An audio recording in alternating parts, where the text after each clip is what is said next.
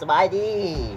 มาพอกับข้าพเจ้าเนาะบ่าวลาวสาวผู้ไทยบ่แม่นผู้อื่นผู้ไกลลูกในบ้านหลานในสวนพี่น้องส่วนเบิ่งหนังตลกเฮฮามื้อนี้บ่าวลาวสาวผู้ไทยก็มีโปรแกรมใหม่เนาะเกี่ยวแก่กับเพลงว่าสิซะบ่าวลาวได้แต่งเพลงมาเนาะเพลงนี้บ่าวลาวคิดฮอดสาวผู้ไทยพี่น้องก็คันว่าผิดพลาดมองใดก็ขอโทษขออภัยเนาะซะคันว่าทุกมุกทุกใจก็กดให้เบาลาวสาวผู้ไทยแน่บ่แม่นผู้อื่นผู้ไกลพี่น้องคนบ้านหนึ่งเมืองเดียวกันเนาะขอเป็นลูกเป็นหลานว่าแต่จ้าเอาเชิญไปหาฟังเลยเด้อเนาะขอบใจหลาย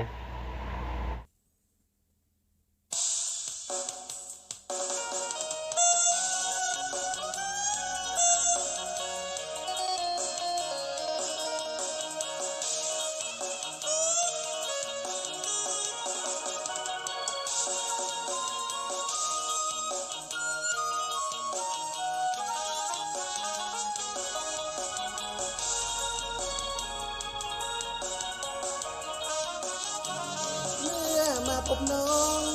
เนื้อท้องน้ำต้องลมหนาวไอ้มาพบสาวโยกยาวที่เขาลือกันมาเยี่ยมถึงถิ่นดินแดนสาวเผ่าไทยเห็นแล้วสงามบาดใจอยากเข้าไปโอ้ล้มแก้วตาสาวผู้ไทยเห็นแล้วบ่อยากจากลาสมคำลือซาเมื่อได้มาพบน้องคนดีลูกหลานอย่าเนื่อยสมแล้วที่เป็นสตรีนับว่าอ้ายคนโชคดีที่พ่อหน้าดีที่งามถึงใจผู้ไทยเข็ดเนื้อของเล่นสวรรค์อยากได้จอมขวัญมาอยู่ด้วยกันสร้างฝันเงือกอาย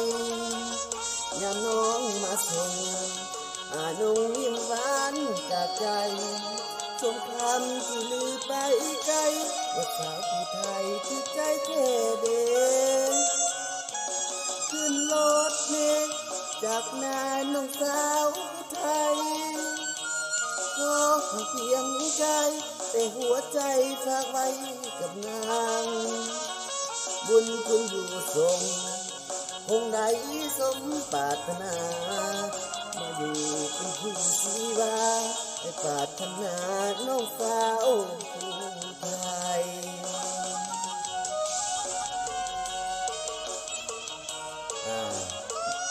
มื้อนี้ก็บ่าวลาวสาวผู้ไทยเนาะมาห่อเพลงสดๆร้อนๆเลยให้พี่น้องฟังเนาะคำว่าผิดพลาดก็คงมองได้ก็ขอโทษขออภัยน้ำลายๆเด้อมื้อนี้บ่าวลาวมาห่อเพลงให้ฟัง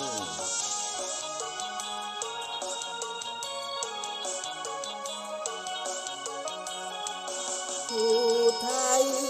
เก็บเนื้อของเล่นสวรรค์อยากได้จอมขวัญมาอยู่ด้วยกันสร้างฝันหักอายยามน้องมาส่งน้องยิ้มหวานจากใจสมคำที่ลือไปไกลว่าสาวผู้ไทยที่ใจเท่เดขึ้นรถเมล์จากนาน้องสาวผู้ไทยก็ห่างเพียงไกลแต่หัวใจฝากไว้กับนางบุญคุณอยู่ทรงคงได้สมปรารถนามาอยู่เป็นคู่ชีวาจะปรารถนาน้องสาวผู้ไทยอันนี้ก็เนียนบ่าวลาวสาวผู้ไทยเนาะแต่งเพลงเองว่าจะบ่าวลาวแต่งหักกับสาวผู้ไทยเนาะเขาก็มุกเข้าใจได้